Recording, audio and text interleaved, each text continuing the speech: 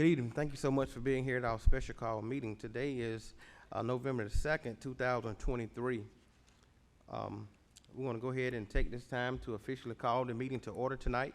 For our invocation, I'm going to ask that Commissioner Cowan lead us in our invocation, and I'm going to ask that Commissioner Edwards, if you would, lead us in our pledge, please. Let's pray.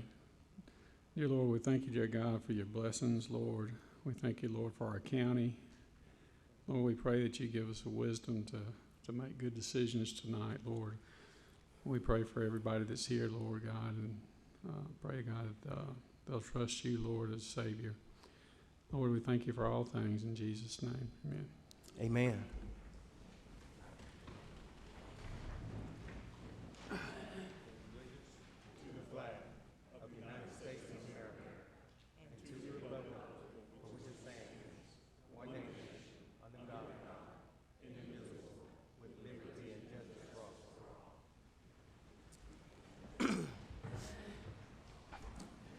Again, thank you so much for being here tonight. I seek a motion that we approve the agenda, please. So moved. Is there a second? It's been motioned by Commissioner Mason and second by Commissioner Sanders. In the discussion, all in favor? It passes 5-0. Tonight we're here for our public hearing. Ms. Applewhite, if you would, please come on up. Got just a few housekeeping rules. Tonight, the applicant and those that are in favor will get a 10-minute time slot to speak. Those opposing will get the same 10 minutes. We do not allow, this is a live board meeting, so we do not allow a lot of clapping and outbursts. Please put your phone on silence or vibrate, please, if you don't mind at this time. We want to make sure that you get opportunity to voice your opinion. So if you have a big crowd to hear tonight for a particular item, you might want to get with 2 or 3 people that can be the captain that'll get a chance to speak, because there is a 10-minute time lot for those that are opposing and those that are speaking in favor tonight. With that being said, Ms. Applewhite. Thank you, Chairman. Good evening, Chairman, board members. Our first petition this evening, we have 4. This is FLU 23-00006 over at 43 Dry Pond Road, and the applicant has actually submitted a request to have this application withdrawn at this time. Thank you. This is District. It is District 1. District 1. Commissioner Edwards. Thank you, Mr. Chairman. This time I'd like to make a motion that this board accept the withdrawal of the application for flume change, FLU 23-00006. Thank you, sir. Is there a second? Second. It's been motioned by Commissioner Edwards and second by Commissioner Mason. Any discussion? All in favor? Thank you. It's stand withdrawn. Our second petition this evening is a rezoning. It is REZ 23-000013. It's located at 2601 Access Road. And Chairman, this applicant has also requested today that his petition be withdrawn at this time as well. Thank you. And it is Mr. John Nix. Thank you. This is in District 3. Commissioner Sanders. I make a motion to accept the withdrawal of the application for REZ 23-000013. Is there a second, please? Second. It's been motioned by Commissioner Sanders and second by Commissioner Henderson. Any discussion? All in favor? Thank you. That item stand withdrawn as well. Okay, Chairman, our next petition this evening is CUP 23-000009. The proposed use, the current use is the restaurant business World of Wings. It's located at 5350 Highway 20, and the parent parcel is 5352 Highway 20, so it's located in a strip mall. The parcel size is 0.82 acres. The tax ID is 0007A039A. The future land use is mixed use. The existing zoning is neighborhood commercial. It's in the South River watershed in Commissioner District 2. The current owner is 5350 Covington LLC, and our petitioner today is Christopher Todd Thomas. And the applicant's intent is to sell alcohol at the restaurant. And again, it is located in a commercial complex on 0.82 acres. Current name is the Wing Shop. The history: on 10/24/2023, the Planning Commission voted to approve the petition by a vote of 4-0. And then I have the definition for a restaurant business, Division 505. I won't go through that or the requirements. These are included in your packets. If there are any questions. And in conclusion, given the fact that the property is in proximity to commercial zonings and the applicant's proposed uses of the land, staff is of the opinion that the conditional use permit may be appropriate for this site. Fire Marshal has approved the establishment with an indoor seating capacity of 68 seats, which exceeds the minimum that is required, which is just 40 seats to sell alcohol. And the restaurant is located in proximity to other eating establishments and commercial uses.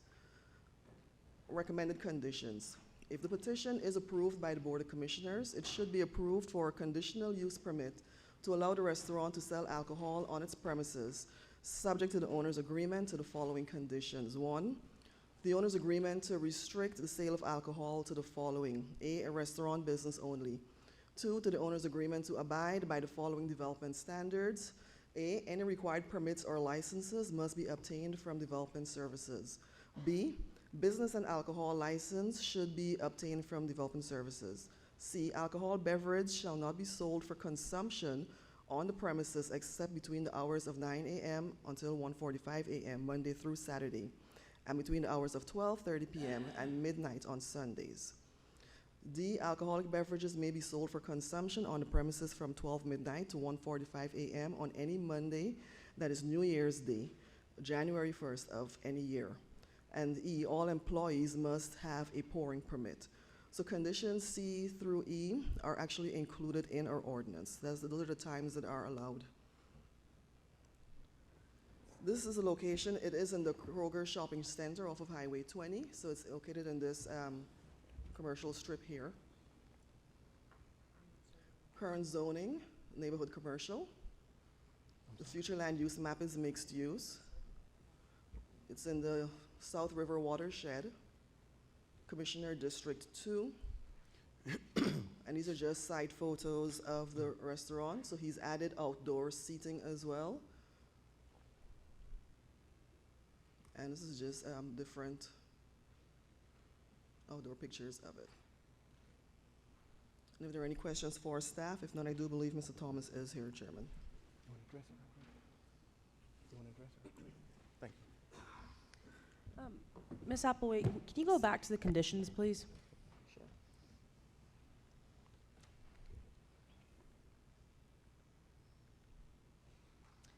Just to clarify, E, does it need to be all employees must have a pouring permit, or is it all bartenders and servers? It would be specifically the bartenders. Okay. Or anyone who will be handling or serving the alcohol. Okay. Thank So- you for that clarification. So do we need to change the language? I think we need to change the You language. absolutely can, yeah. Commissioner Mason, can you correct that in the language? Okay, at the time? Okay. Thank you, Ms. Applewhite. You ready to open it up for the public hearing? You ready? Okay. Sorry? Ready to open it up for the public hearing? Yes, sir. Okay. At this time, it's actually 7:38. We're gonna open it up for our public hearing for the applicant and those that would like to speak in favor tonight. You have 10 minutes to do so. You may come at this time. Please state your name and your address for the record, please. The applicant and those that would like to speak in favor. Good afternoon. Thank you, Mr. Good evening. Chairman, Commissioners, Ms. Applewhite. Kind of got a little jet lag. I had a vacation planned for me and had to cut it short to come to this meeting, so I just got off the plane, so just bear with me. I was going to write stuff down on the plane, but I really just speak from my heart. We are applying for alcohol license because we're really invested in this business as far as with the community. A lot of our customers are complaining that this county won't let us have alcohol. Nobody in that corridor has alcohol at all. But if you go down about a half a mile and get Rockdale County, get all the alcohol you want. So basically, all our customers going to Rockdale County to get their alcohol they want to drink with their food that they're eating. So the previous owners that had this restaurant, They basically want you to come in, get your food, and go. They didn't want you to drink the drinks that you have, to get the combos. You feel like they would spend too much money on you sitting down and enjoying yourself. Well, we have a totally different concept. We had a fire back in January 6th. Small fire, but it was blessed to be able to take that money and make a real nice establishment for our customers to come and sit down, have a good time. We have jazz playing all the time throughout the whole restaurant, the patio. You saw the pictures where they had the patio. We spent a lot of money on the patio so you can enjoy yourself. But they're saying, we want to eat, we want to go home and eat our wings without beer. You ain't got no beer in here, you ain't got no wine. So it kind of touched me a little bit. Now, this has been a lengthy process for me to get to this point, which I'm glad I am. All the applications I done filled out, the money I done spent, the time I done spent chasing people down, it's been real lengthy, I'd say that. But I think it's worth it. We, at World of Wings, we know our customers by name. You come in, you know, we'll speak to you, we'll greet you, and we're committed to it. So the purpose of this is to provide our customers with a family environment. No, we're not Applebee's, no, we're not Longhorn, you know, we're not the big chain restaurants. We're a small family restaurant that's in the Kroger Plaza, and we want to provide our customers the same thing they can get down the street in Rockdale County. That's basically what we're trying to do here. So we ain't trying to exploit nobody, trying to break the rules.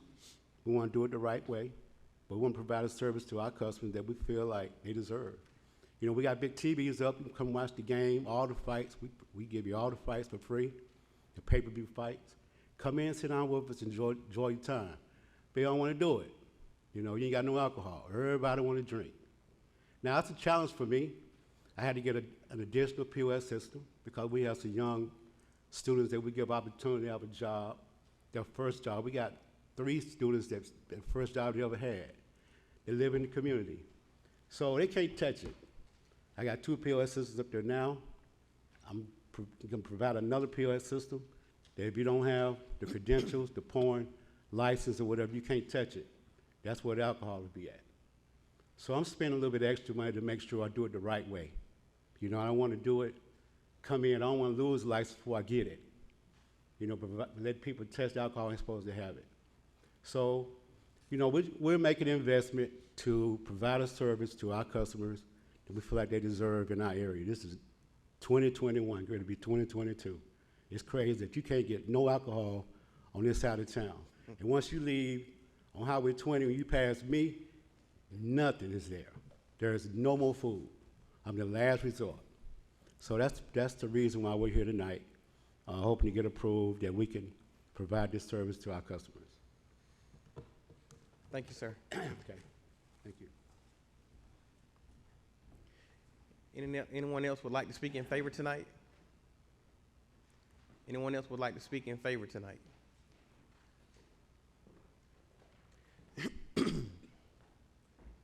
Please state your name and your address for the record, please. Good evening. My name is Good evening. Alfonso Henry Henley, 55 Riverbrook Trail. What I came to speak here was the District 1 subject, but since that was canceled out, wings, alcohol, jazz. I don't drink alcohol. I'm vegan, but I love jazz. And this area needs a venue that people can sit down without cell phones, without communication devices, and talk and listen to something smooth. I love the jazz that's coming out of Europe these days. It's enlightening, seriously enlightening.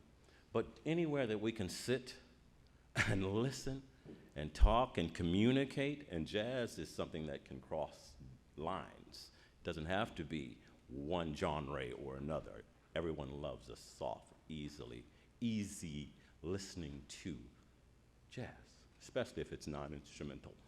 You know, I would love to have some place to come in town and hear jazz. I had to say something about that. I love jazz. It's all I listen to.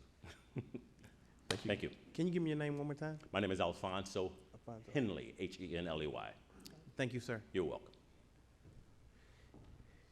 Anyone else would like to speak in favor tonight? Anyone else would like to speak in favor tonight?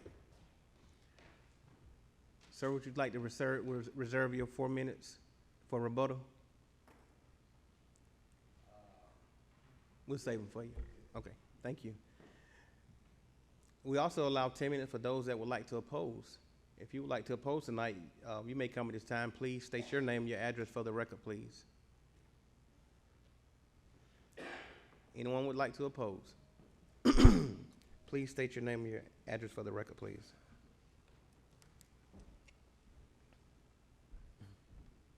Thank you, Mr. Chairman. My name is Jeff Bishop, 10144 Twin Oaks Drive, Covington.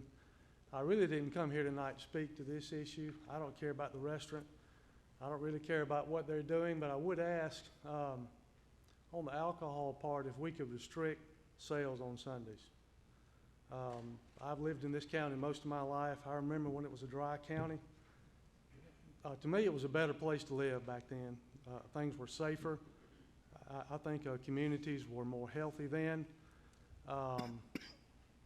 I've never seen one positive thing that's ever come from the sale or the consumption of a beverage alcohol. I have seen it destroy a lot of families. I've seen it destroy people's health.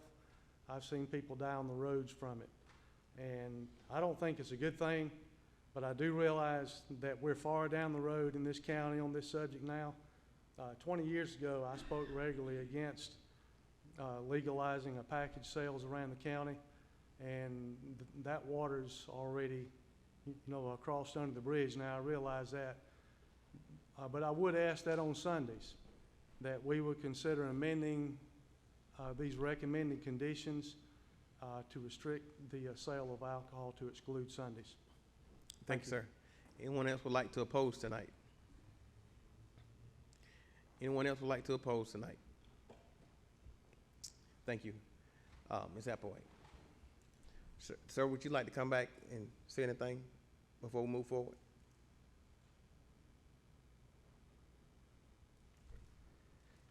Brian, if you can go back to 4 minutes, please.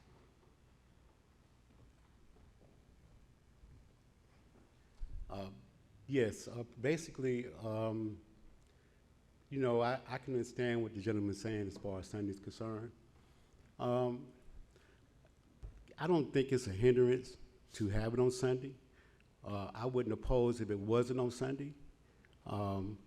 But anywhere else you go, you're going to get alcohol 7 days a week. I'm not trying to bend the rules or break the rules. You go to Applebee's, you get it 24/7. I understand the gentleman's concern, and like I said, I can understand where he's coming from. But when you get to my side of town, there ain't nothing at all. I mean, nothing. It's dry, like he said. And I just want to be able to provide a service for the community, pretty much. Thank you, sir. Okay. Ms. Applewhite.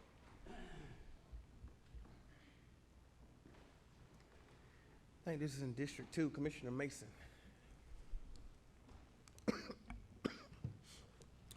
Thank you, Mr. Chair. I'd like to actually make a motion to approve CUP 23-000009 with the correction to condition letter E, with only those bartenders or those serving the alcohol to obtain a pouring permit. It's been motioned by Commissioner Mason and second by Commissioner Edwards. Any discussion? Commissioner Sanders? It's not, well, I guess it's more of a clarification, and you could probably help me on that. If they're serving, do they have to have a permit? Like, for instance, if a waiter gets it from the bar and they're bringing it to the customer, do they need a permit for that as well? If they're handling the alcohol, yeah. Okay, I just wanted for clarification. Anyone else? Any more discussion? All in favor? It passes 5-0. Thank you. Ms. Applewhite. Thank you, Chairman.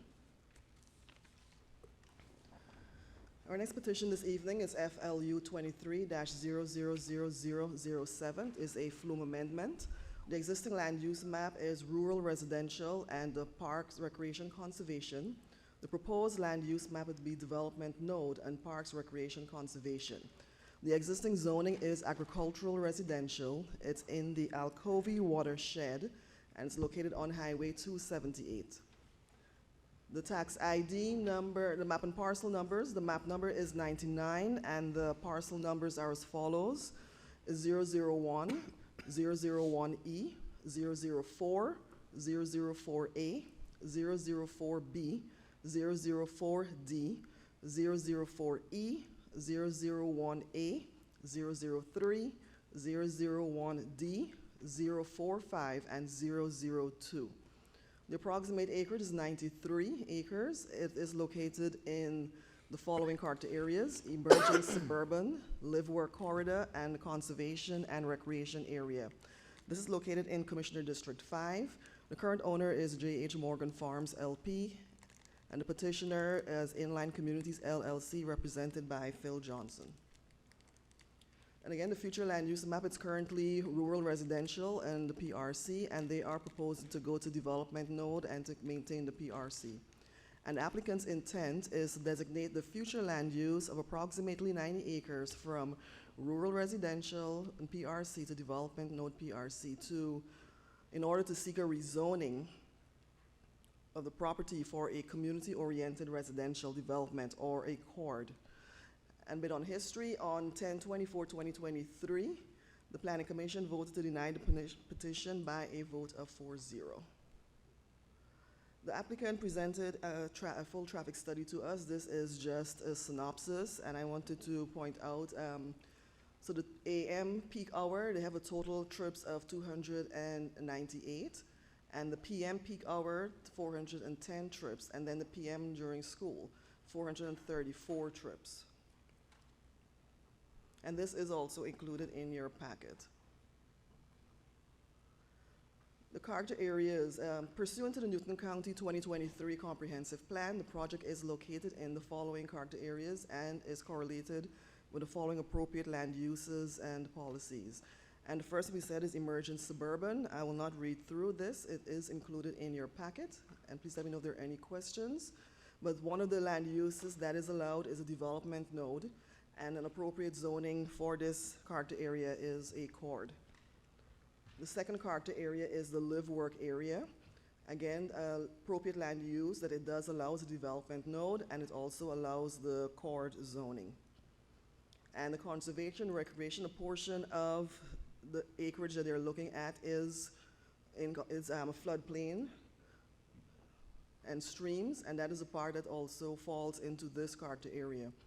And the land uses for that are the parks, recreation, conservation, and of course the watershed overlay. And the applicant is proposing to maintain the conservation. So in conclusion, the approximately 90 acres is currently undeveloped pursuant to the emerging suburban, live-work corridor, and the conservation and recreation character areas appropriate land uses. Development node and PRC are suitable land use requests. The applicant's intent is to rezone to a community-oriented residential development, or a CORD. The development being proposed will consist of mixed uses, residential and commercial.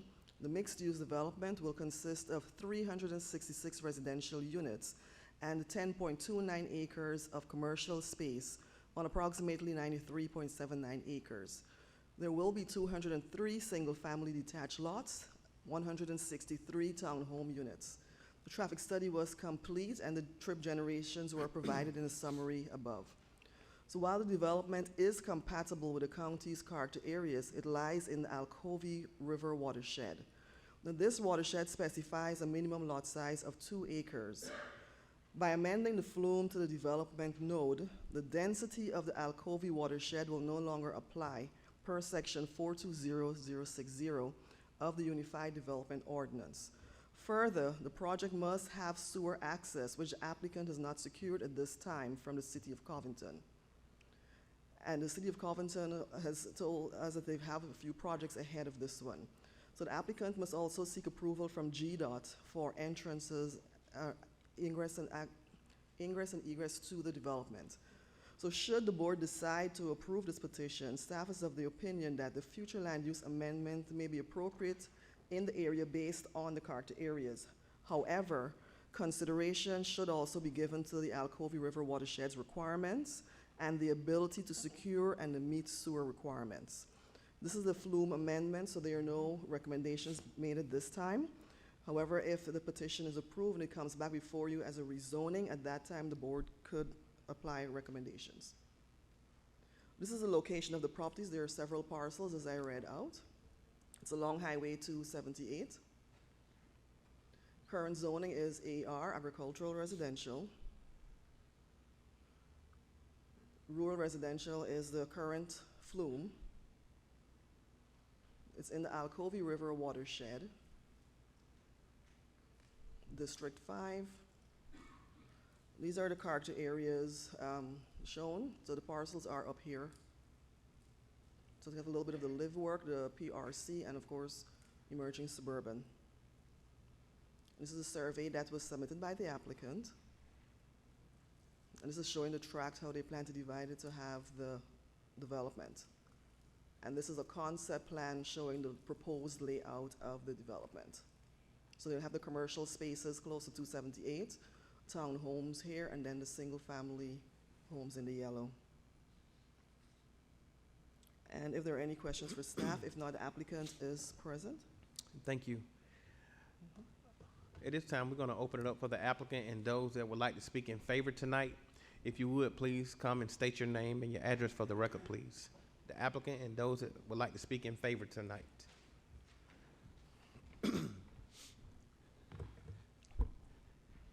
Good evening, Mr. Chairman good and evening, members sir. of the Newton County Board of Commissioners. My name is Phil Johnson, and I live at 2173 Floyd Street in Covington. I'm an attorney, and I represent the Morgan family. The Morgan family has owned Morgan Farms since 1946, when Jack Morgan purchased the land upon returning from World War II. I'm not going to take your time going through my presentation package. That was sent to you by Development Services with your package. But I do want to just touch in summary on what our proposal calls for. Morgan Farms is located on Highway 278, just east of the Alcovy River. We are seeking to amend the future land use map to allow a mixed-use development. The mixed-use development would include 93.29 acres. That would be a mixed-use residential, which would have 366 units of blended townhouses and single-family residential lots. None of this would be rental. All of this will be for-sale product. And it includes 55 acres along the Alcovy River, which will be recreational land used in conjunction with the development. It'll also contain a 1.8-mile long walking trail, which will serve the residents. This will truly be a live, work, play community. Now, Sheena had mentioned the sewer. Let me relate to you. I met on October the 12th with Trace Thomas, who's the city manager, and Frank Turner, the city attorney, and we talked about sewer. They told me two things. One, that the Department of Community Affairs had approved the intergovernmental agreement and your assignment of the service delivery area for sewer to the city of Covington. And the second was, since that had occurred, the city of Covington had issued a work order to their design engineers, Carter and Sloop, to design the sewer to serve this property and the property in the service delivery area along 278. With that, Mr. Chairman, I'd like to reserve the balance of my time for rebuttal, and I'll be glad to answer any question the commissioners have. Thank you, sir. Anyone else would like to speak in favor? Thank you. Okay. Anyone else would like to speak in favor tonight? Anyone else would like to speak in favor tonight? Thank you. We will reserve 7 minutes and 22 seconds. We also allow 10 minutes for those that would like to oppose tonight. If you would like to oppose tonight, you may come at this time. Please state your name and your address for the record, please.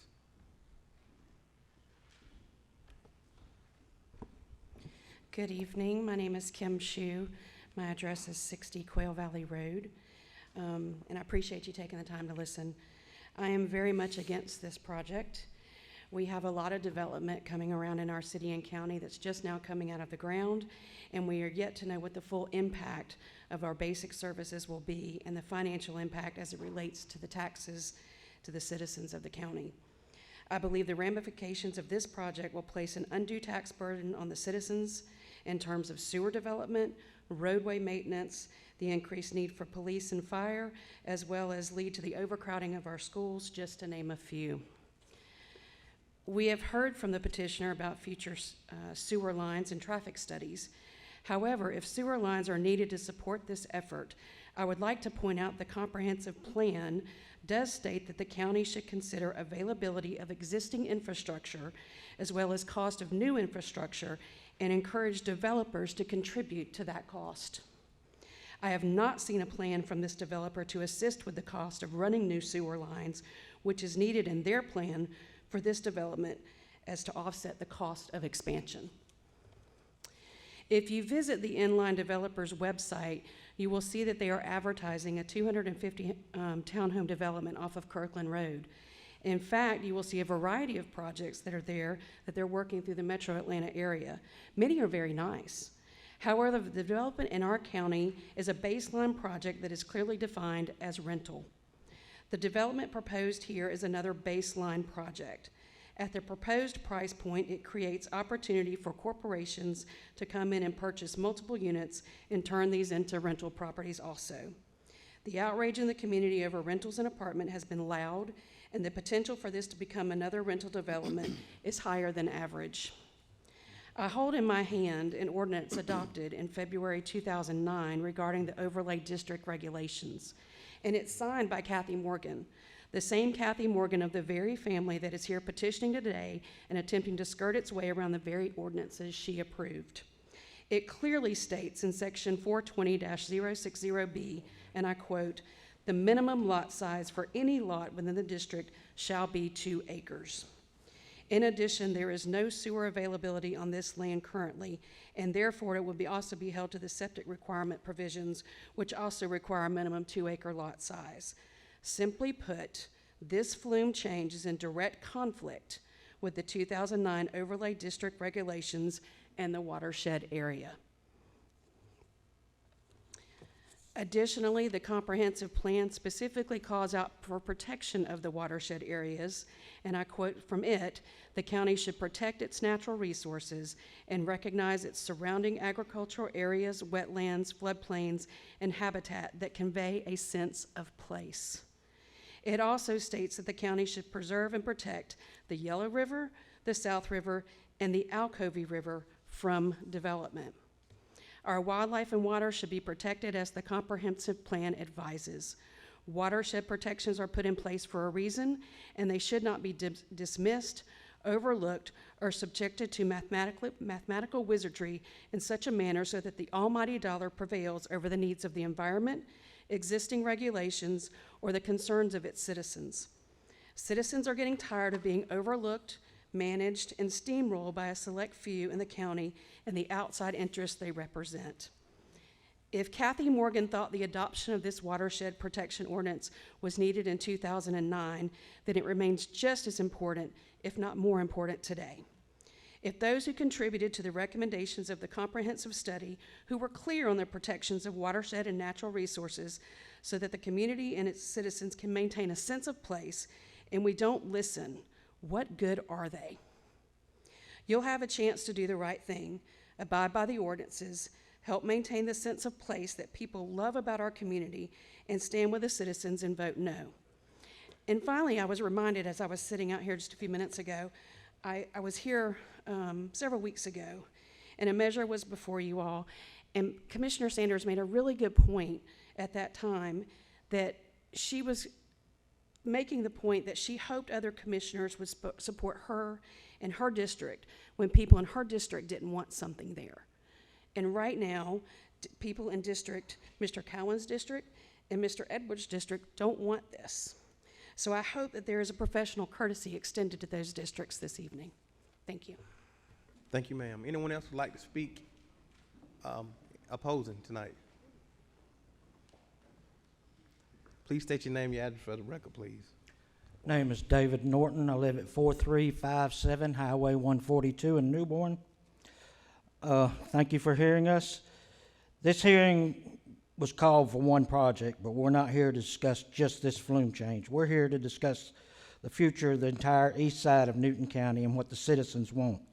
The purpose of zoning is to protect the quality of life, not ensure a profit for property owners. I sent everyone here an email earlier in the week. I hope you all read it.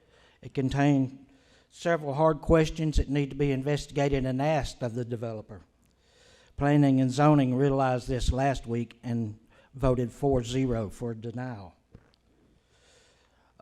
Regarding the trail area that Mr. Johnson mentioned, P&Z asked last week who's going to retain ownership, and I believe he said that the Morgan family would retain ownership of that one little section.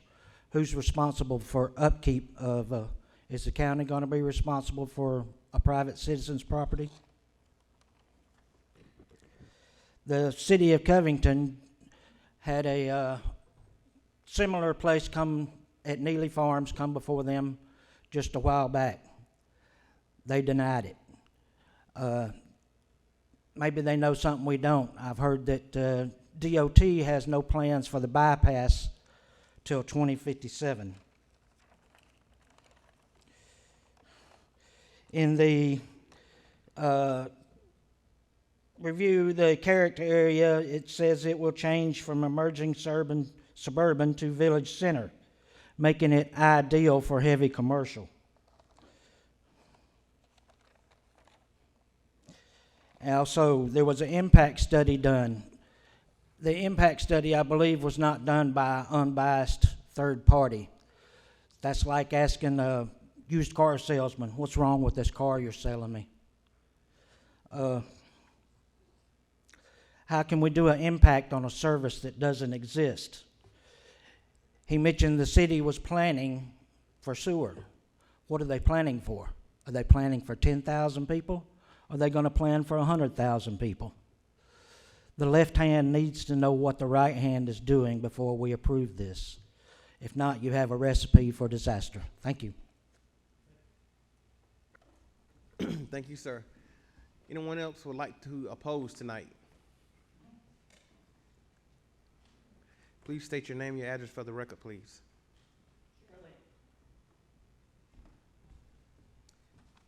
Good evening. I'm Susan Elliott Carter, and my address is 982 Jeff Cook Road, Mansfield, Georgia. I was born here. I moved away, but never without spending many, many weekends here at my family farm. I'm back, and I'm here to tell you that I have taught school for 37 years in Georgia. I taught in Athens, Georgia, Clark County. I taught in Social Circle City School System. I taught in Loganville, and I spent 20 years teaching in Gwinnett County. All of this teaching was done in rapidly growing areas. And I can tell you the results were never good. When people rushed into progress, I guess is what we're supposed to call it, but I don't call it progress when we don't take a pause and look at the impact that we're having countywide, and especially in the eastern part of the county, which is still highly farmed. I would encourage you to take your time and take the county's time to see the impact that all of this new housing and new families and new children and new traffic is going to have. And I don't see any detriment that we could experience by taking a pause and measuring this. So I encourage you strongly to do this. Thank you. Thank you. Guys, we'll have 42 seconds left. Anyone else would like to have that 42? Come on up, sir. Please state your name, your address for the record, please. I'm David Gerard. I'm at 40 Hollyhock Lane. Just real quick, I don't have any time, but I understand the position you guys are in. We're trying to develop and become progress and all that. But I would ask you, I moved from Conyers to Covington to get away from exactly what we're talking about here. And I would ask each of you, do you want your record to be the group that turned Covington into the next Conyers? And I don't mean to offend anybody, but that is not the place that I want to live, and I don't think a lot of people that live in Covington right now want it to turn into that. So please, do the right thing, take your time, but consider that before you make that decision. Thank you. Thank you. You want to give up 8 seconds? Guys, we have 8 seconds left. Anyone want to try your look at 8 seconds? Not you, sir. You already been up. Oh, already been up? Yep. Okay. No, sir. Anybody else want to try this look at 8 seconds? All right. We're going to close that portion of our public hearing. Hold on 1 second. We're going to revert back to the applicant. Sir, if you would like to come up and rebuttal. Have 7 minutes and 22 seconds to do so. Thank you again. Let me finish up by telling you what this application is not. Number one, it's not a rezoning request. It is flume amendment. It's future land use map amendment.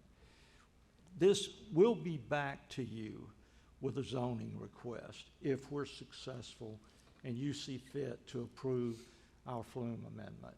And at that time, you can dig into the plans, the densities, the lot sizes, the things you want to see in the development. Under Accord, you get to be very site-specific on the things that you want to see in the plan. Number two, this is not a rental project. We'll have protective covenants that preserve that right, and you can see that when we're back in for rezoning. The third thing is approval of this flume amendment does not open all of East Newton County to unbridled growth, and I'll tell you why. Because you limited the area when you granted the service delivery area to the city of Covington for sewer. You can stop that extension beyond that. It goes simply to around St. Augustine's Church. And if you don't approve an extension of that, they can't run the pipe and they can't be additional development. So you control that. Future land use maps and comprehensive land use plans are dynamic. They grow with changing conditions.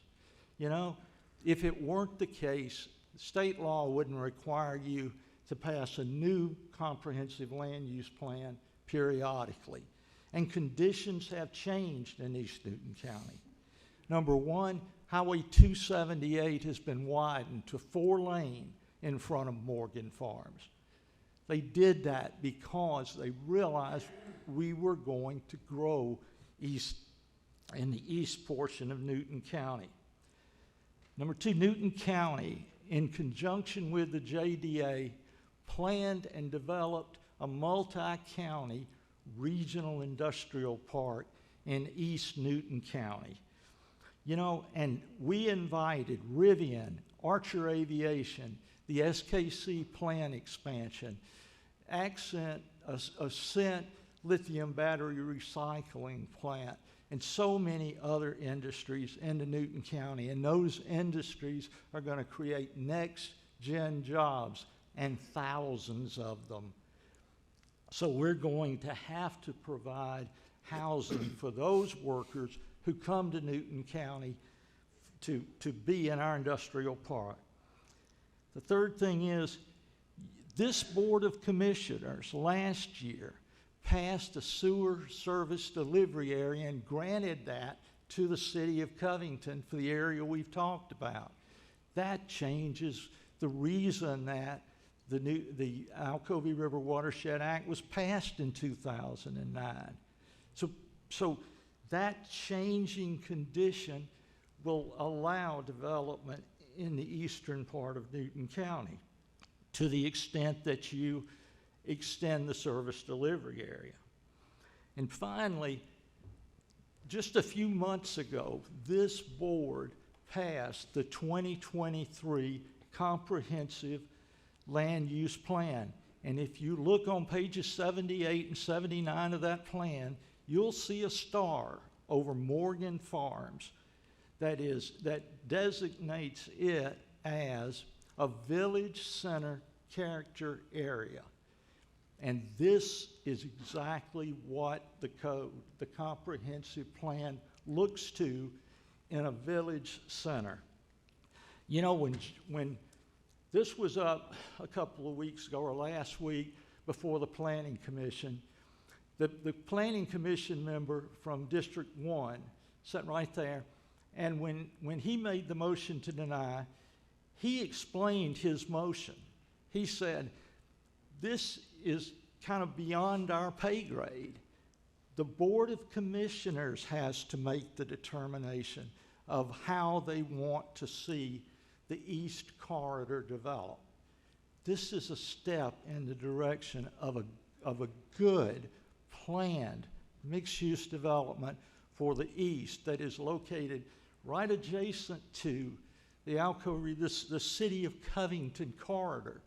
And we ask you to approve our flume tonight, you know, to meet this housing demand which is going to come for the industry we invited in here. Newton County must provide the opportunity for new residential and mixed-use communities.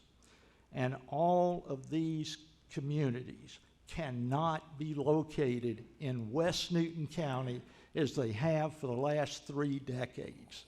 It is time for us to reconsider that policy. And I urge you tonight to do that. Thank you very much. Thank you, sir. Wow.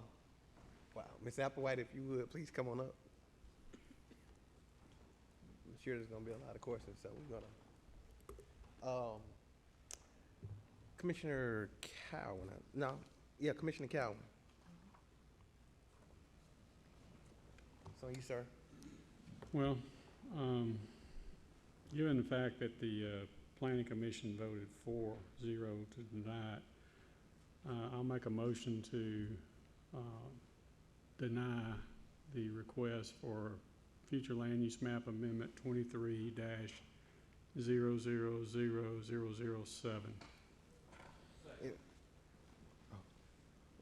Wow. It's been motioned by Commissioner Cowan and second by Commissioner Edwards. Any discussion? Commissioner, no, she was first. Yeah, Commissioner Sanders. This is not an easy one, and I'm going to say why.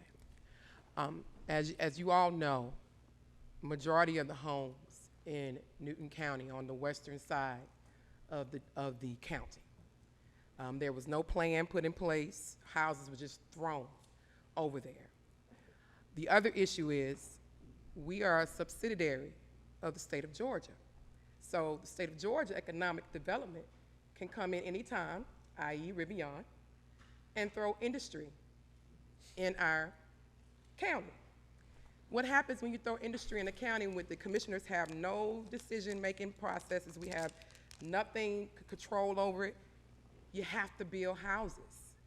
We in the state of Georgia, not only the state of Georgia, from Newton County all the way to the Atlanta metro area, I just came from a conference, we're in 138,000 homes in deficit. That means there's no houses.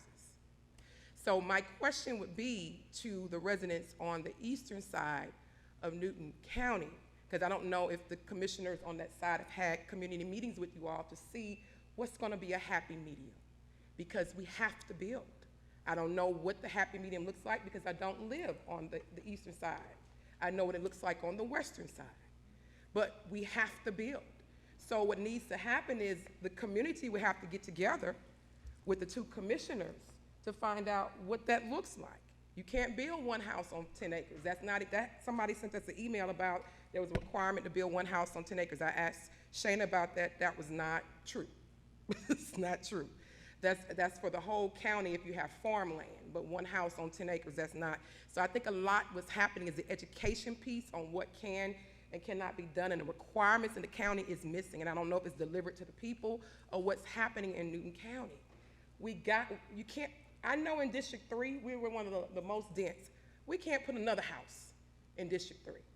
The infrastructure is, I'm glad that they started the infrastructure process, because we over in District 3 never had a chance to get the infrastructure, even on the western side. We've been trying to get Salem Road widened for, 20 years? And they keep pushing it back, and it won't start until December, and it might get pushed back again. We're trying to get Brown Bridge widened. We're trying to get Crawl Road widened, all those areas so we can have a fluctuation of traffic that's allowing people to get to their homes in good amount of time. But there has to be a happy medium, because the state is forcing this industry on us, and it's not our fault as commissioners because they supersede us. But these people have to have somewhere to live. So there has to be a happy medium to where the commissioners on the eastern side, you have to get with your people to decide on what's going to be that happy medium when we build homes. Because what's going to happen, the state's going to come in and take over. We don't want that. We want to make sure we have a plan so they don't come in and take over. So that's my concern, is the building. I understand where the residents on that side is going. I completely understand, because we feel it over on the western side. Nobody thought about us. I wish you all were there to fight for us when they were throwing 20,000 houses over on the western side. I would love to have seen all of y'all support us, but nobody was in the audience for us. And so there needs to be a happy medium. I'm a person who votes with the people, but I also vote realistically. We can't build anymore on the western side, everybody. What do you want us to do? So I would love to hear from the commissioners that are on the eastern side. Have you spoken with your people to say, what is the happy medium? What would you like? You can't build one house on 5 acres. That's not realistic. You can't build one house on 10 acres. That's not realistic unless you have farmland. So what is the realization? Even 2 is cost effective. One of the things that, and I'm sorry, I didn't mean to talk directly to the resident, my apology, but even 2 acres, we are in a inflation. The average person, based on the statistics I've received, the highest incomes are in District 3. The average person in Newton County makes between $55,000 and $65,000. They can't afford a $300,000, $500,000 house. We have teachers who are living in storage units and in their cars because they cannot afford. These are people with college degrees who cannot afford to survive. I'm not talking about Section 8. I'm not talking about that type of thing. I'm talking about workforce development. You have people right now who are homeless, who have college education and have jobs and cannot afford to live. So we have to do something. It is our job as elected officials to take care of the people, but we have to have a happy medium. Every decision that we make, everybody's not going to like it. I understand that. I completely understand. That's why it puts us in a horrible position, because we want to go with the people, but we have to be realistic. So my plea to the commissioners on the eastern side is you need to get with your residents and say, how can we have a happy medium? What would we allow? Because 2 acres, one house on 2 acres, 5 acres, 10 acres, we know that's not realistic with the inflation and cost of building. Right now, the average home costs $300,000. Nobody in this county that makes the average, a teacher cannot afford that. So that's my statement. Thank you. Commissioner Mason. Thank you, Mr. Chair. Per the 2020 U.S. Census, in each one of the 5 districts represented here in Newton County, there's over 22,000 residents. As a matter of fact, in District 5, where this is located, there's over 22,479 residents in that particular district. Tonight we have heard from a few of those 22,479 residents on the eastern side of the county. I've personally also heard from individuals that are in favor. So I've basically heard it from both sides of the perspective. And so this does put this board in a very, very tough position to really make a decision on how do we move forward. I have to echo my Western Commissioner colleague. I have to. The western side of the county has a lot of residential development and growing retail development. Where was our community when the previous Board of Commissioners sat here and allowed that huge amount of residential and retail development? Where were the residents that said, no, we want to make sure that Newton County is this small hometown place forever? We've been here for over 200 years. And so where was that at that particular time? I've even heard that we must protect the watersheds on the eastern side of the county. Well, I'm here to say we have watersheds on the western side of the county that are being protected. So I don't understand from a perspective of if we develop on the east side, the watersheds won't be protected. But it's okay to develop on the west side. It doesn't matter if the watersheds are protected or not, but they are being protected. So I want to put it out there, just because you develop does not mean that the watersheds will not be protected. That should not be something that should be stated, because that's incorrect. We have a thing called smart growth. And so I heard a resident say that we should be patient and we should take our time. Well, when they were establishing the west side of the county, were they patient? Was the previous board, did they take their time and really put in a good strategy of building the western side of the county from a smart perspective? Did that occur? Just until last year, on the western side of the county, you could build homes on 1/4 of an acre, on 1/2 of an acre, and on an acre lot size. But for some strange reason, on the eastern side of the county, there was a 2-acre lot minimum size. Now, from what I have heard, and I stand corrected if I'm incorrect, that the 2-acre lot minimum was put in place to keep certain demographic of people away from the eastern side of the county. This is not right. It is not, and it creates a level of division amongst this community. This board has been set in place to provide a level of equality throughout the entire county. And so there is a current housing crisis right now, and Newton County is growing, especially with the large industrial companies coming to Newton County. So I pose this question to those residents that are on the eastern side of the county. What if the previous Board of Commissioners would have stopped residential growth before your homes on the east side was built, and many of you did not have the opportunity to purchase a home or to live in this amazing county? Is it fair to stop future residents from living anywhere in Newton County because it's an amazing county? Thank you, Mr. Chair. Thank you. Thank you. Guys, listen, before we go any further, we want to make sure, commissioners, y'all address the board members, okay? Please don't address the audience. All right? Commissioner Edwards. Thank you, Mr. Chairman. So if I'm understanding everything right, since we screwed over the west side, we now got to screw over the east side, is what I'm hearing. So, let me say this, and I don't mean that in a bad way, Commissioner Mason. You know, the racial thing is just, I've never heard that, but I'm not saying you haven't, I'm just saying I've never heard it. But previous boards sat in here, and you are absolutely correct, screwed over the west side of this county. Now, if you'll notice, that high density follows sewer every time, almost every time. So I just want to be clear that since we did the wrong thing on the western side of the county, and we did, previous boards did, many, many years ago, so we want to make that two wrongs make a right, is the way I'm hearing that.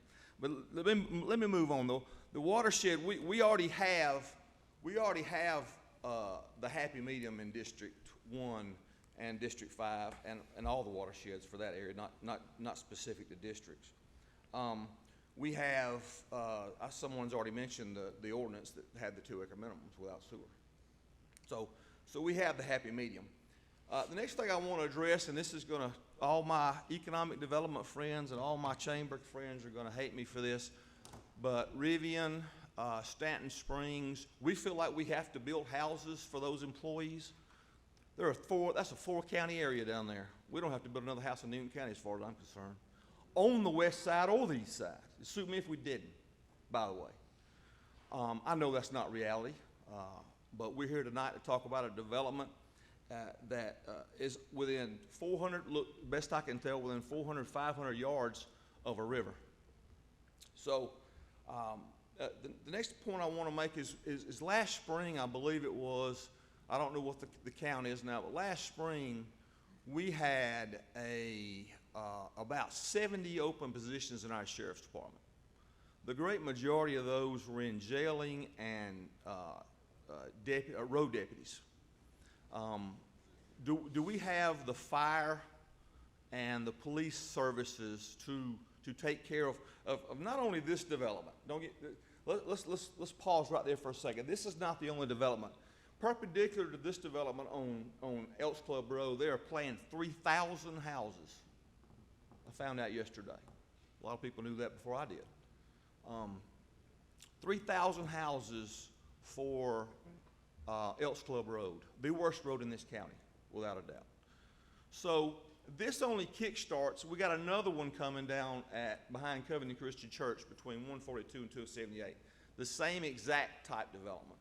We've got this zoned already in the Mount Pleasant overlay at the corner, at the intersection of 278 and Highway 11. It's been zoned that way. That's in District 5, by the way. It's been zoned that way for years. Not one structure built down there, and it's already zoned. You can put this down there right now. Not one structure built already. So I just want to. I would ask that we pause. Now, the people that own this property, or I consider these to be friends to this point. I don't know about after tonight, but to go back to the watershed ordinance, one other thing, go back to the watershed ordinance. You talk about the next development down behind 142, on 142 and 278. The gentleman that probably authored that our watershed ordinance will be representing that client. That's another day. But he was the county attorney at the time. But I would just ask us to pause. I hear people talking about where all these people are going to live. We got to do something for the people that are going to move here. When are we going to listen to the people that are here now? The people that are here now, the people that have been living here all these years, myself included. You know, we make plans for everybody but the people that actually live here. Let me go back to the west side one more time. It was wrong. This board was wrong for doing what it did to the west side of this county, but it does not mean we have to start out that way on the east side of the county because we did it to the west side of the county. Thank you, Mr. Chairman. Thank you. Commissioner Sanders. Thank you so much, Mr. C. I had to pause because my colleague, and I respect you wholeheartedly because you fight hard for your community like I do, but you said something that was contradictory. You said, let's listen to the people. Well, there's been many times the people in District 3 have told you what they wanted, and you voted against it. So let's make sure we be clear with our words, i.e. park, and I'm gonna leave that there. Going back, point of order. I'm talking, I got the mic. Thank you so much. Let's go back into the statement that was made in regards to the infrastructure. Now, infrastructure has been provided for that side of town. Infrastructure wasn't provided for this side on the west side. This has nothing to do with because you messed up the west side, we got to put it on the east side. You making it that point. You're making it that way. We're saying that we have to move development. It cannot stay on one side of town. And my question to you was, have you spoken to your residents to give them the truth that we have to build? No, I'm talking. I didn't interrupt you. Don't do it. Commissioner Don't Sanders, do it. hold up for a second. Don't do it. Commissioner Sanders, hold up for a second. Guys, listen. We're gonna make sure we respect everybody tonight. All right. Let's make sure we wait till we called on before we speak. My fault. Yep. And matter of fact, Commissioner, address me. Okay. Commissioner, y'all address me. Address Yes, the sir. chair. That's what we're supposed to be doing anyway. Yes, sir. That way we keep everything in order. Go ahead. So that was why my question was, have we spoken to the people to see what the happy medium would be? We have to be realistic. There is no way you're going to keep one side of town when we have all of this development. I get where you're coming from. I get you've stayed there for so many years, but Newton County doesn't even look the same 5 years ago or 10 years ago. It has changed. We have to figure out how we're going to move forward. As you stated, the state supersedes the county level. There's nothing we could do about the industry coming here. It's here. Do we have to find places for people to live? Yes, most definitely. Why? Because they're going to be utilizing our roads. And guess who have to pay for those roads? These residents right here in Newton County. Wouldn't it be better if they stayed here and paid property taxes? To pay for those, wouldn't it be better, Mr. Chairman, if they paid property taxes and paid for those roads? They're going to be utilizing those roads every day. So we do have to find a happy medium. I'm not saying just stack houses on top of houses like the west side. I've never said that. I wouldn't wish that on anybody. But we have to figure out a way because we have to move forward to build. It's being realistic. And if anybody else was sitting in this seat and know what's going on and what's coming to this county, you would say the exact same thing I'm saying. We have no control of what's coming into Newton County. We have no control over it. And that's all I have to say. I'm gonna go to Commissioner Henderson because he had his hand up and I didn't see him. So Commissioner Henderson, go ahead, sir. Thank you, Mr. C. Well, you know, I'm not going to have a debate about with the citizens over in that part of town, District 1 and District 5. The only thing I want to say, I guess my question is, Mr. Applewhite, would there be enough, if it's the board approves maybe moving forward, would there be enough infrastructure? Would there be enough sewage? Or would it be a part of whatever they came up with down that way? Or how would that work? So the question about the sewage, that would be determined by the city of Covington and what they're able to provide. As Mr. Johnson explained, there was an intergovernmental agreement, and that is what they're working on. So I wouldn't have an exact answer, a direct answer in reference to the sewage tonight on that. Okay, so even, and I guess I'm still directing the question, even if the board was to somehow or another, if they agreed on approving that project, then before they could get, that would come back to the board, and then kind of tell us where the sewage may be coming from and or whatever they need for that particular project. Yes, if the Flume amendment was approved tonight, the applicant would come back before this board for the actual rezoning, at which time, you know, they should have an answer for that, as to whether the city is prepared to provide that service or provide a way for them, or provide a way for the developer to get that service out there. Yes, ma'am. And I remember the intergovernmental agreement. But just let me say this, and I'm proud about the longest serving commission on this board. You can go back and put it on every commissioner who ever lived if you wish to, but times have changed. And you know, at some point, I think some point in our lives, you know, the same piece of property, like for mine, where I live, for example, it used to be 2 vacant lots beside me. Now one person on one lot building a house next to it, and the lot behind me still building next to it. Now, if I could have bought all that property, which I couldn't afford it myself, I'm talking about me, then it would probably be the way I want it. But I can't control other people's property. And most people that I know since I've been up here, you know, they say, well, mom and dad maybe have gone on to heaven, and I want to sell this property for me and my family, or whatever they want to do with it, and they no longer want to pay those high taxes. Now, I do know, and I'm talking to Mr. Applewhite or Mr. C, I do know some people have properties that they want to sell, and they can't sell it because of the 2-acre minimum. There's something I didn't vote for now, 2-acre minimum, and they can't sell it. The only thing pay taxes on it, and then the county won't buy it from them, so they kind of stuck in between a hard place. But if we as a board, we want all of us to work together like as we should, then we got to be kind of remember that all of us are elected officials. All of us have a constituency who wants different things did in their community, which I think we should support. You can't go back and just kind of dodge me and forget about me, and then you come work the next 2 or 3 meetings and want to say, "Whoa, yeah, you got to do this." And so, you know, I think it, you know, so what we got to start doing is working together.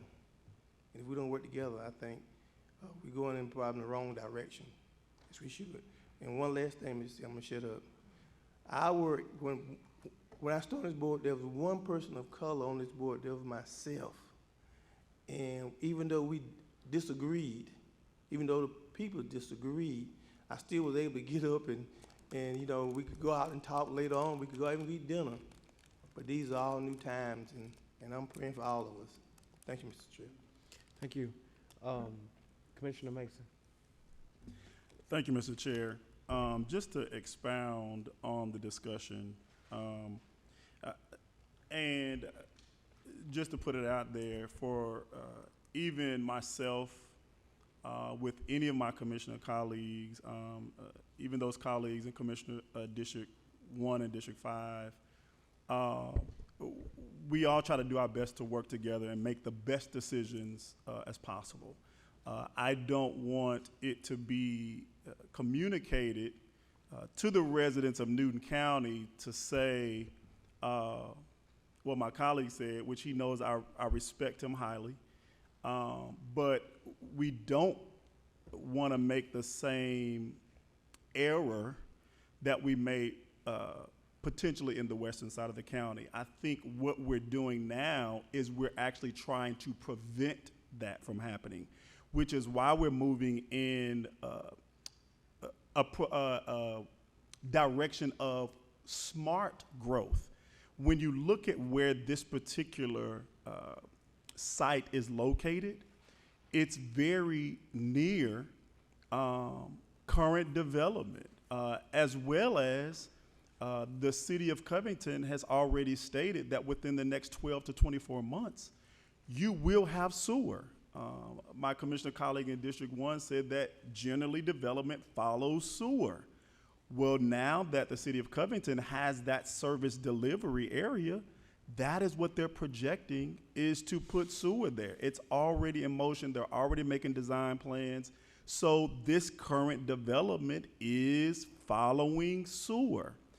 In addition to that, I think this particular board has a great opportunity to really sit down and look at our county as a whole. Currently, we have one side of the county that is urban-suburban, and we have another side of the county that is predominantly rural. Well, I don't think that we should rule out any rural areas within our community. I think what we should do as a board is designate and specify where we're going to have agriculture or where we're going to have rural land. I don't believe that it should be one whole half of the county, maybe a quarter of the county, but we as a board, we sit down and we designate where that's going to be. if we don't, as a board, sit down and begin to really look at our map, look at our county and say, well, where should we develop and where should we not? We're going to find more and more annexations coming to this board from our municipalities, because guess what? Our municipalities, they want to develop. They want to grow their counties, because what that's going to do is that's going to generate revenue for the municipalities. Well, if we continue to sit on undeveloped land, we're going to have more and more annexations come before us. So I just want to encourage this board, why don't we sit down and make a plan on how we want our county to look and where we want to develop? We see right now this particular site is smart growth. It's not like it's on the far eastern side of the county. It's right there off of the main thoroughfare, Highway 278, near 142. We just put a roundabout there. You know, the sewer is coming. It's already a mile, half a mile away from town center. So it's truly developing. And so I think we as a board should really look at this particular site and realize that this is actually smart growth. Thank you, Mr. Chair. Thank you, sir. Commissioner Edwards. Thank you, Mr. Chairman. So, do we have, and Shannon, you may be the wrong person to ask, it may be Mr. Johnson that we need to ask, do we have any idea of when sewer would be available? Did we state that already?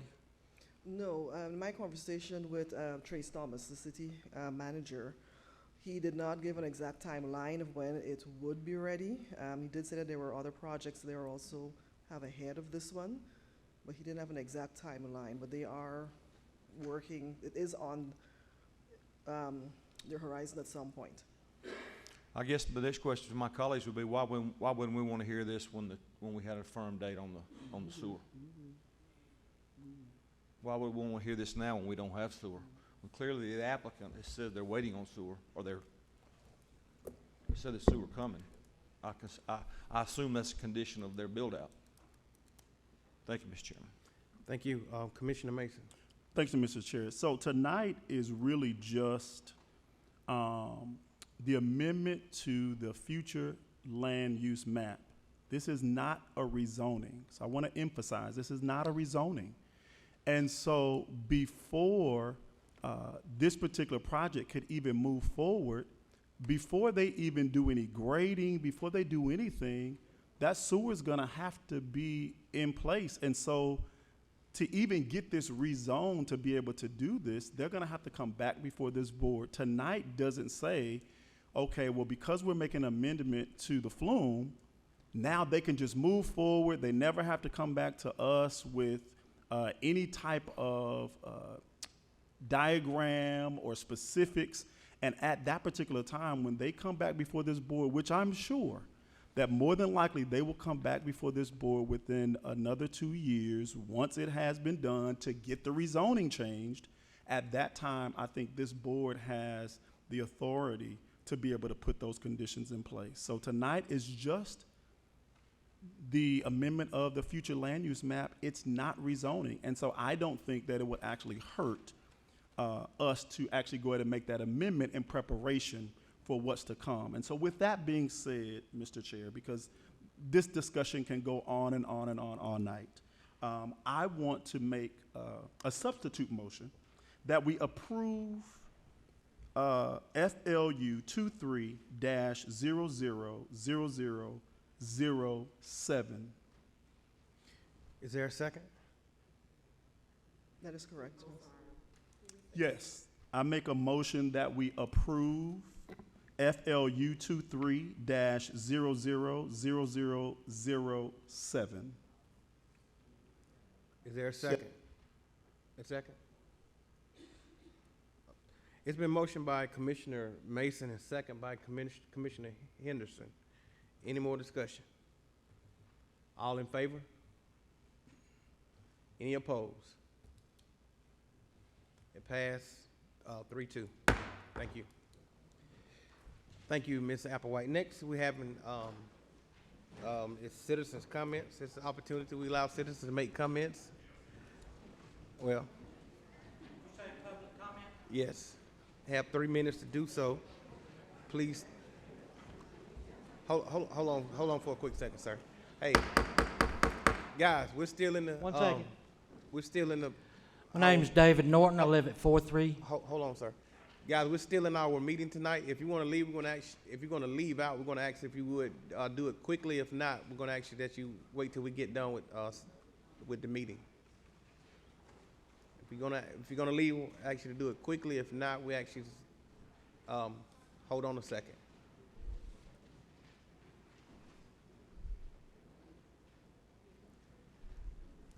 Go ahead, sir. My name is Dave Norton. I live at 4357 Highway 142, and I believe you all have my email. If you need help on the west side of Newton County, look me up. I'm not an expert. I'm not highly educated, but I'll do what I can to help y'all. Thank you. Thank you. Anyone else?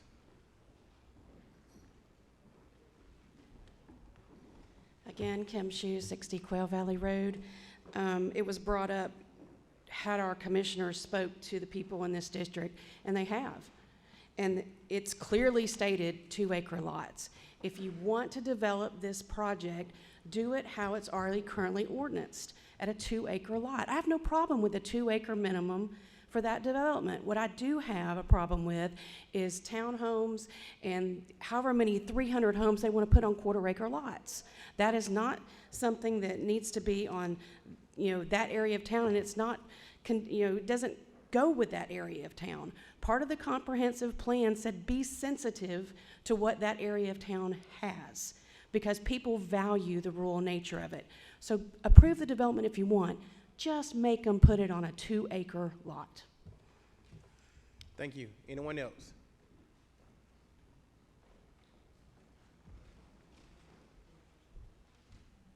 Jeff Bishop, 10144, Twin Oaks Drive, Covington.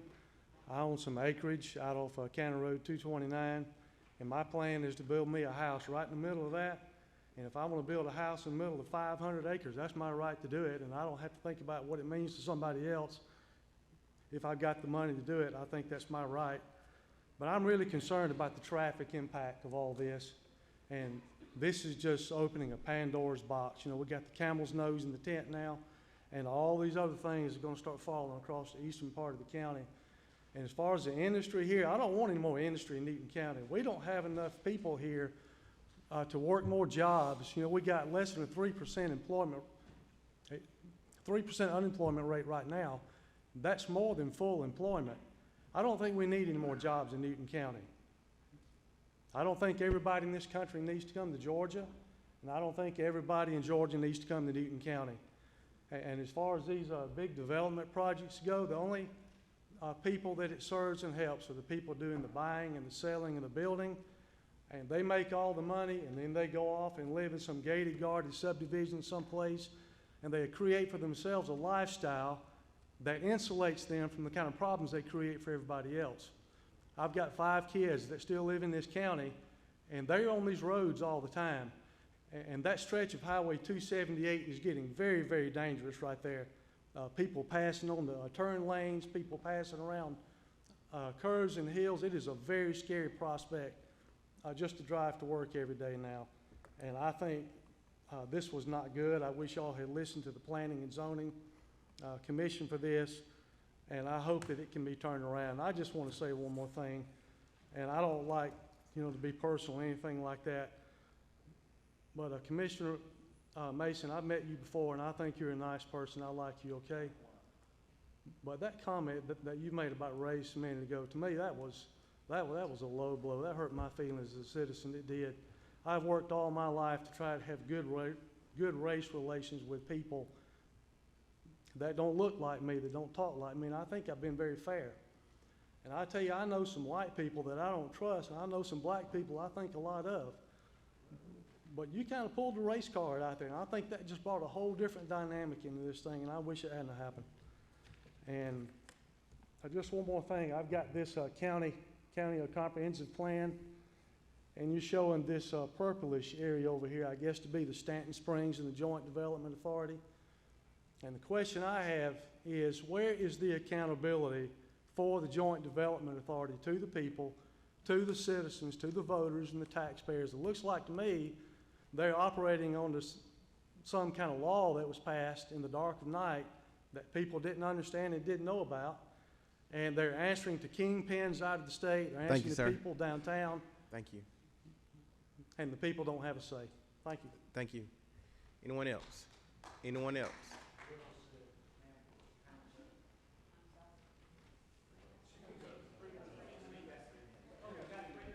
Yeah.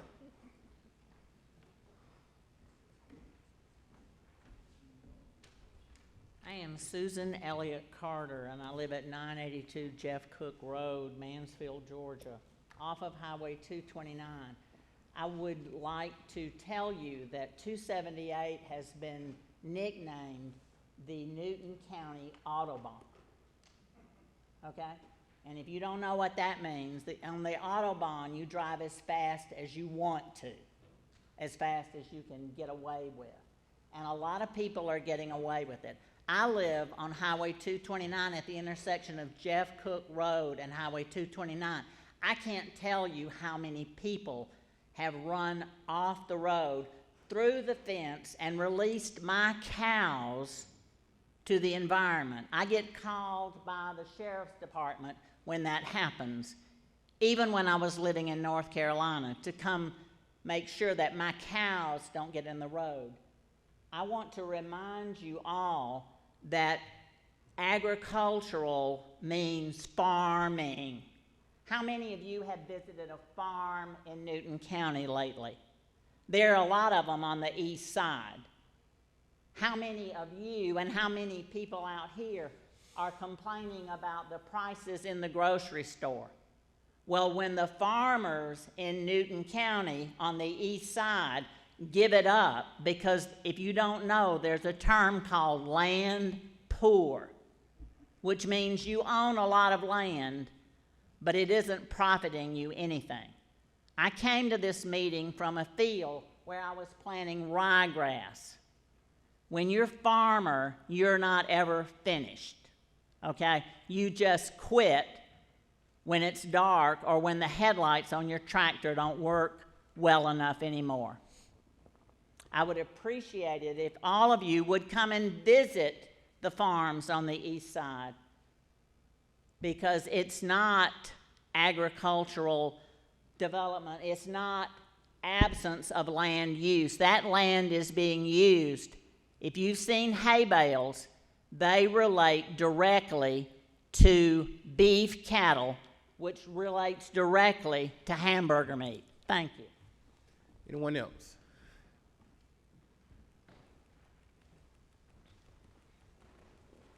Please state your name and your address for the record, please. Good evening, ladies and gentlemen. I'm Larry McSwain at 35 Glengarry Chase, Covington, Georgia. I live right off of Elks Club Road, so obviously I was very interested in the discussion tonight. But I was very disappointed to hear so many misleading or uninformed comments, even on part of some of the board members. I, too, was extremely disappointed on Commissioner Mason's statement. It's certainly below him, based on what I know of his past. He's been very respectful and a very competent board member. So I'm very disappointed with that, Mr. Mason. I was around when they passed that ordinance. 5 commissioners had to approve that two-acre minimum on the east side to protect our water supply, which we draw from the Alcovy River, by the way. So it had nothing to do with race, obviously. Somebody said, I wish we had a plan. I believe that was Mr. Mason also. Well, you just eliminated the plan. The plan was called the Future Land Use Map, which is what the county saw as to how the property should be developed in the county in the future. But just about every month, you change that land use plan. So you got a plan, you just don't follow it. A couple other things. I want to be sure to cover these. I was really disturbed to hear Ms. Sanders so concerned about the west side and what had allowed to happen there. I've been in Newton County for 30 years. Actually, during some of the development period for the west side, I actually was working part-time for a developer. It's not my area of expertise, but it was an after retirement job. The reason the West Side was developed as it was is because 5 commissioners sit here, including those that represented the West Side, and approved every one of those projects. In some cases, they approved it because one of the board members at one point was a builder and had a lot of influence on the board.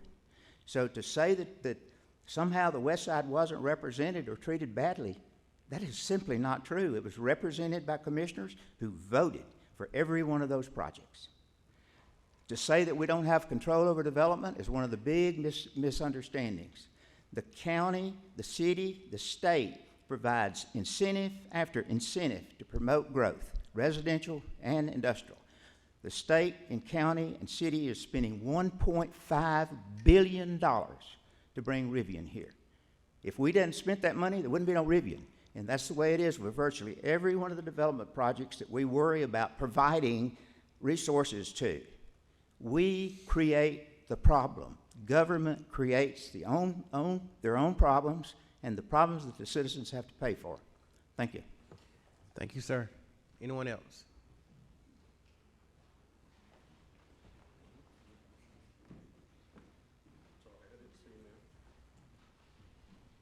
My name's Stan Heineman. I live at 200 Newton Ridge. I have a pretty different perspective, something that none of us thought about or talked about tonight. First off, is Eastside High School is in its 2nd year of operation. It is already at maximum capacity. Also, all the middle schools and elementary schools are the same. These schools are not going to take the load that you're talking about putting in with almost 1,000 new homes in these 2 properties that are coming up soon. Second thing is public safety. I spent 48 years fire, EMS, and 911 dispatch. My subdivision, since Station 4 was moved to its new location, is no longer in a fire district. We're all now rated at a 10. Do you know what our insurance ratings went up? Commissioner Edwards can tell you about our ratings. This project that we're talking about tonight, I think is probably going to be out of that 5-mile range or very close to it. At a minimum, it's going to be at the very edge, and no matter what their rating is, there's still extremely long response times from Station 15 and Station 4. EMS in this county has horrible ratings at this time. National EMS runs a regional EMS. They have Rockdale, Newton, Morgan, Oconee, and Athens, Clark County. Do you know where our ambulances run? Wherever they're needed for that service, not for us. I sat and watched Engine 15 sit at a neighbor's house one day a year ago and wait 30 minutes for an ambulance to arrive. I timed it actually 29. That's not acceptable. Law enforcement stays tied up in Commissioner Sanders' area. I see constantly on the Nextdoor app what's happening on Salem Road, what's happening here, what's happening there. Our guys have to run over there instead of being run our areas. We have to fix these things before we can allow people to move in. Finally, 1-acre lots are okay. I'm not against 1-acre lots. You know, I know that development's coming, obviously, with what's going on. Since I've retired, I've gone into business for myself. I understand some of those things better, belonging to the chamber. It's coming, but it has to be very controlled. This is not the type of development we need, not to control that. Thank you. Thank you, sir. Anyone else?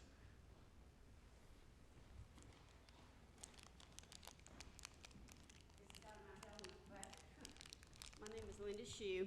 I live at 60 Quail Valley Road. I lived in Rockdale County for 32 years. I had my dream home. Loved it. Had the best neighbors.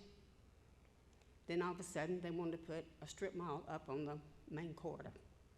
And from there, it went on and on and on. So when you're sitting in your house and someone is shot up at the strip mall and they run through your backyard, what are you supposed to do? You lock your doors, you get your gun, and you figure, how in the hell can I get out of here? I was afraid to go outside at dark. From there, we decided we would move down to the end of 278 and build another dream home. While that was being built, we stayed in an apartment here in town. At night, I would not go outside. It was not safe, and I value my life and my family. I wish I could change this, and everybody, it's about family, and it's about growth, but change is not always good. Believe me, I know. I know about destruction, I know about family matters, because my son was killed because of a drug dealer.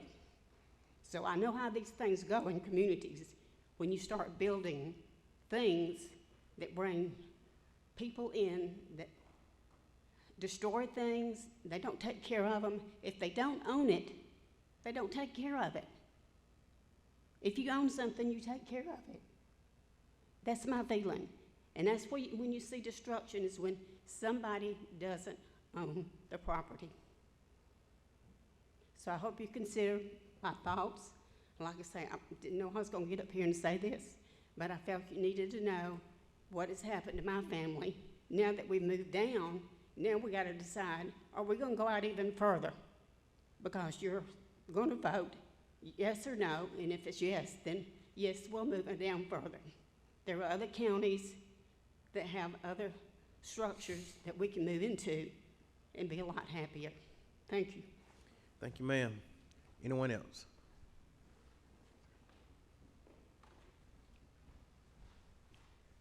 Yes, David Gerard, 40 Hollyhock Lane.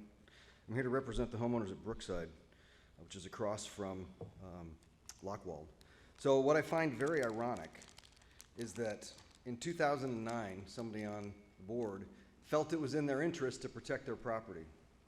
Now, years later, it's no longer their interest. Now their interest is something else like money. So now everything has changed. That happens way too much all over the place. If it's good at one time, doesn't mean it should not be good when it's financially beneficial for you. So I have a problem with that. I've served on, I was elected official in a state other than Georgia. I've been through the stuff you guys are going through. I know how hard it is. But that has to be considered. Also, one of the commissioners said Georgia controls the development. The only course of action you have is to control the things that you can control. It doesn't matter how many businesses Georgia wants to put in the county, you control how many people get to live here. And how many other counties have to help support that. As somebody else stated, it's 4 counties affected by those big things. Let them do their part. We already have. I drive down 278 every day on my way to work and on my way back. It is crazy, absolutely crazy. Somebody called it the Autobahn. Been on the Autobahn, totally agree.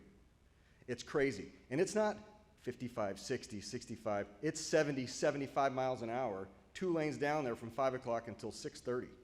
There's a ton of people. It's too many. One of the reasons I moved to Covington from Conyers was the lot size. We wanted a bigger piece of property other than the 3/4 of an acre that we had. And where I came from in Conyers, house, house, house, house, house. You could reach from one window almost into the neighbor's house. That is not something that we need here. You asked about a compromise. I think somebody else stated it. A compromise, make them the 2 acre minimum. We moved here, we saved our money, my neighbors are here. We moved here because of the fact that we wanted a place where we felt safe.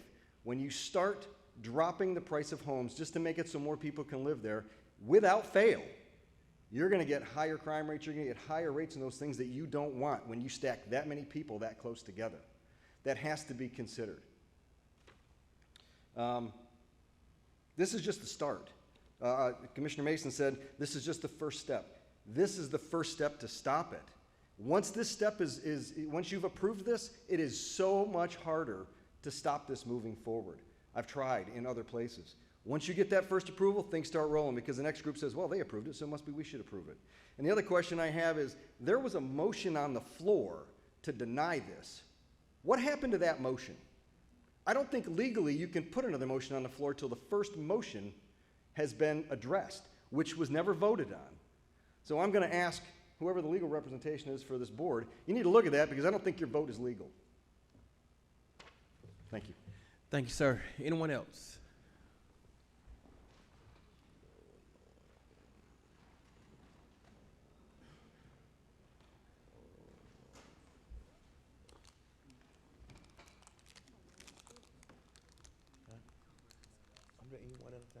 John Dobbs, I live at Dry Pond Road.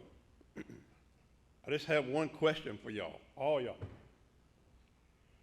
How many more deputy sheriffs or police officers do you think you're gonna need for this big project y'all just voted on? That's at least $50,000 per person. Commissioner Edwards said they were 70 short. Okay, if they're 70 short, 70 times 50,000, that's a lot of damn money. How Sir. many, Sir, please refrain. how from- many fire department personnel? Sir, please refrain from using profanity, please. Yes. Thank you. How many fire department personnel y'all gonna need? I don't know how much firemen make, because I wasn't a fireman, I was a deputy sheriff for DeKalb County. Over on over at 162 at Wildcat Subdivision, this year alone, I know of 2 murders that happened there. So more crime's gonna come in. More people's homes gonna get burglarized. And all y'all sitting up here saying, we need progress, we need progress. Well, I think before you need a progress, you need to have adequate police officers or deputy sheriffs, adequate fire department, in case a house burns down. What if one of them townhomes catches on fire? How many people are lost from that fire? At least 2 families. What are y'all gonna do then? Where are they gonna go? That's it. Thank you, sir. Anyone else? Commissioner Edwards. Thank you, Mr. Chairman. I don't, my comments will be brief. Obviously I'm disappointed in the vote tonight, but we still have a zoning. I would urge all the citizens to understand we still have to go through the zoning, and at a minimum, there can be restrictions put on the zoning. So I'm not saying the zoning is going to pass. I'm just saying that's that's kind of where we are. Secondly, Commissioner Sanders, my apologies for interrupting you earlier. Thank you, Mr. Chairman. Thank you, sir. Commissioner Mason. Thank you, Mr. Chair. I wanted to just briefly address the comments that were provided to me, and I wanted to provide a level of clarity, if I may. The statement that I made in regards to the demographics wasn't what I personally believe. I was merely stating that this is what has been stated to me, and so I wanted to just put it on the record that that is what has been stated to me.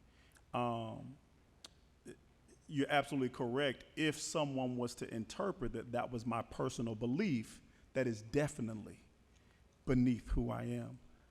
I am a person of equality, and I am a person that's willing to work with everybody.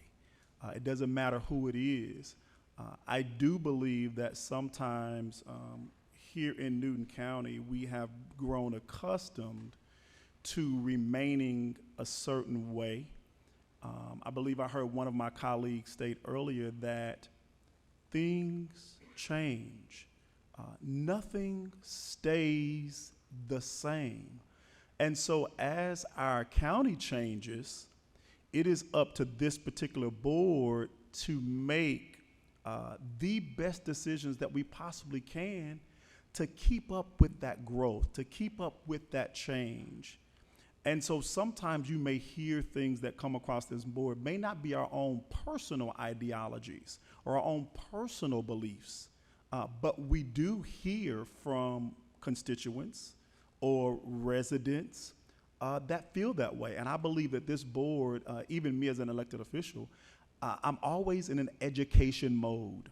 And sometimes what I try to do is just to get us to look at things outside of the box, from the box that we're currently in, because sometimes we can remain in a box and we're never able to keep up or maintain with where the future is going. I remember years ago, there was no such things as computers. Were we gonna say, no, computers, No, they're evil. No. We had to learn to embrace the change of technology. And so all I'm posing to our residents in the county is to say, look at the great things. We talked about the increase of property tax. Well, if we really want to provide a level of balance to our property taxes, we cannot shy away from development, because when you bring in a certain portion of development, what that does is it can potentially drive down the residents' property taxes, because now you have industry and you have commercial that are taking on more of that tax base. And so you have to look at it from that perspective and look at it from all angles. There is no perfect answer to growth. This board is charged with doing our best to look at where we currently are and try to figure out, well, how do we enhance the quality of life? We want Newton County to be a great place where you can live, you can work, and you can play. And so how do we get to that point? And it's to really look at smart growth. It can't be no growth or zero growth. It has to be smart growth. And I think when we look at the future land use map, that is our map. But we also have to look at it too, that things change, nothing stays the same. And so we got to make sure that as we're changing and implementing change, that it is a part of smart growth. Thank you, Mr. Chair. Thank you, Commissioner Sanders. Thank you so much. And Commissioner Edwards, I do accept your apology. I understand you were fighting for your community. That's why I said I wholeheartedly respect you, because we have that in common. We fight hard for our community.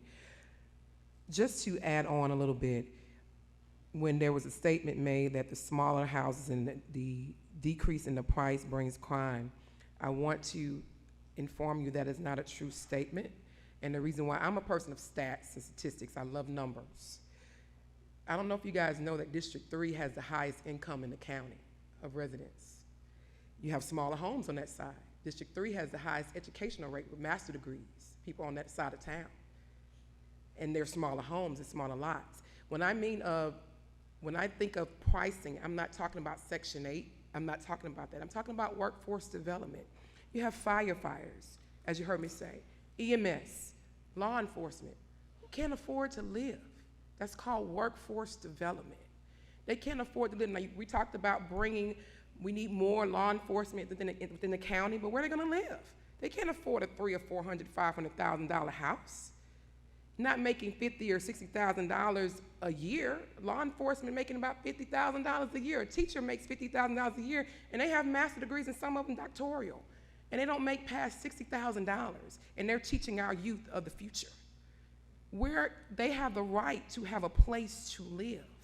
We have to think about that. As they stated, there's restrictions you can put in place to make sure there's no rentals or investors coming in. I have an issue with investors buying up property. That's what's happened over in District 3. Having homeowners association, you can put those in the bylaws and the codes to stop those various things. So that can be put in place.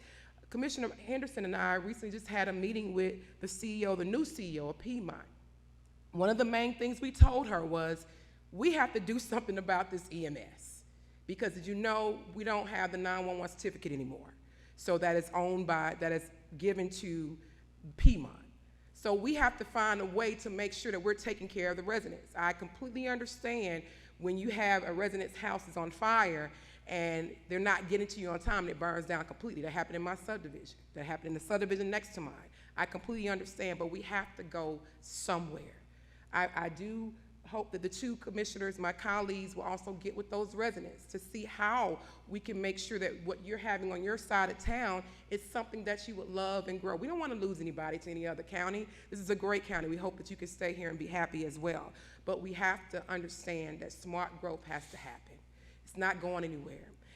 One of the gentlemen mentioned about the industry coming into Newton County. As you know, a lot of us here on this board didn't know Rivian was coming into the ribbon cutting. I had no idea Rivian was coming until they was on the Capitol steps and they were here. And some of the other companies, I didn't even know they were coming until they had the ribbon cutting. That's what it's called when the state supersedes the local level. We answer to the state. The local level doesn't tell the state what to do, they tell us what to do.